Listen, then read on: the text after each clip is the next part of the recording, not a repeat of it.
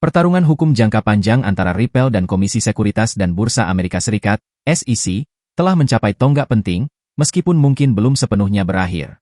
Hakim analisa Torres baru-baru ini memutuskan bahwa Ripple harus membayar denda sebesar $125 juta, jauh lebih rendah dari $2 miliar yang awalnya diminta oleh SEC. Meskipun ini menandai resolusi parsial, kedua belah pihak masih dapat melanjutkan tindakan hukum lebih lanjut melalui banding.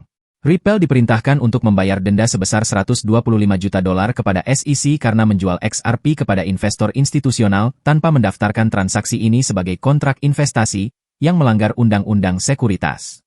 Kasus ini, yang dimulai pada Desember 2020, telah membawa kemenangan dan kekalahan bagi Ripple. Yang penting, Hakim Torres memutuskan tahun lalu bahwa meskipun Ripple melanggar Undang-Undang Sekuritas melalui penjualan institusionalnya, XRP sendiri bukanlah sekuritas. Perbedaan ini sangat penting bagi Ripple, karena memungkinkan perusahaan untuk terus beroperasi tanpa XRP diklasifikasikan sebagai sekuritas.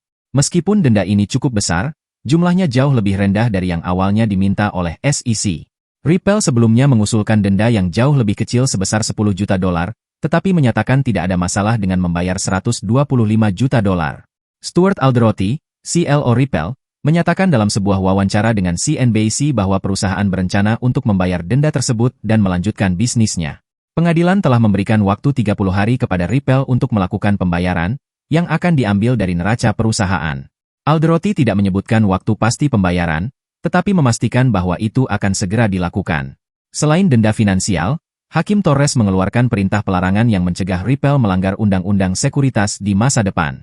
Perintah ini, yang digambarkan oleh Alderoty sebagai perintah patuh pada hukum, tidak diharapkan menimbulkan masalah signifikan bagi Ripple. Namun, beberapa ahli hukum mencatat bahwa perintah tersebut kurang memiliki panduan spesifik, terutama mengenai layanan on-demand liquidity, ODL, Ripple. Hakim Torres menyarankan bahwa meskipun layanan ODL mungkin mendekati pelanggaran Undang-Undang Sekuritas Federal, dia tidak memutuskan secara definitif mengenai hal ini, sehingga masih ada beberapa ketidakpastian hukum. Baik Ripple maupun SEC memiliki opsi untuk mengajukan banding terhadap putusan ini dalam waktu 60 hari. Potensi banding dari Ripple kemungkinan akan fokus pada putusan mengenai penjualan institusionalnya, sedangkan SEC mungkin akan menentang keputusan bahwa penjualan sekunder XRP tidak termasuk dalam kontrak investasi. Meskipun demikian, Alderoty menyarankan bahwa Ripple tidak berniat mengajukan banding, memandang putusan ini sebagai akhir dari kasus ini. CEO Ripple, Brett Garlinghouse, menggemakan sentimen ini dalam sebuah postingan di X, merayakan keputusan tersebut sebagai kemenangan bagi Ripple, industri cryptocurrency, dan supremasi hukum. Namun, SEC masih meninggalkan kemungkinan untuk mengajukan banding. Seorang pengacara yang berbicara kepada Kondes percaya bahwa SEC mungkin menantang putusan Hakim Torres tentang penjualan sekunder, karena ini menetapkan preseden yang dapat merugikan regulator.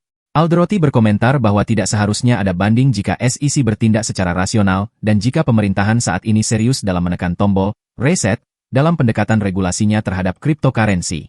Meskipun demikian, kemungkinan pertempuran hukum lebih lanjut masih ada. Jadi seperti itu update kali ini.